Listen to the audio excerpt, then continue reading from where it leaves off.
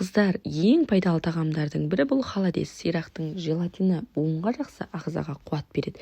Тері мен тырнақты қатайтады.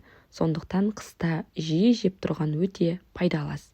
Енді дайындалуына өтейік. Алдымен сиырдың сирақтарын жақсылап жуып, оған сиырдың етін қосып қайнатып аламыз. Қайнаған соң көбігін міндетті түрде аламыз. Одан кейін қазанға пияз, сәбіз, қара бұрыш салып, отта 8-9 сағат қайнатамыз. Осылай етіміз үлбіреп пісіп шығады. Сосын бір лабыр жапырағын отқа күйдіріп, қазанға саламыз. Бұл холодецке ерекше тушенканың дәмін береді. Бұл аралықта жұмыртқамызды пісіріп, укроп пен сарымсақты майдалап, турап дайындап аламыз. Айтпақшы, лабыр жапырағын пісуге 1 сағат қалған кезде саламыз.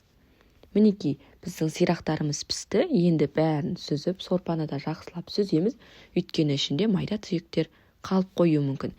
Етті майдалап тураймыз. Қаласаңыздар мясорубкадан өткізуге де болады. Сарымсақты сорпаға қосып, жақсылап араластырып аламыз.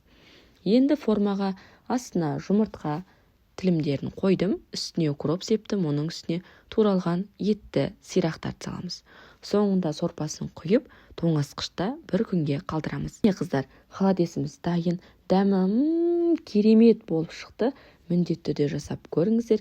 Рецепт ұнаса лайк басып, арнама тіркеліп кетуді ұмытпаңыздар. Арнама бір кірсеңіз, шыға алмай қаласыз. Ас болсын.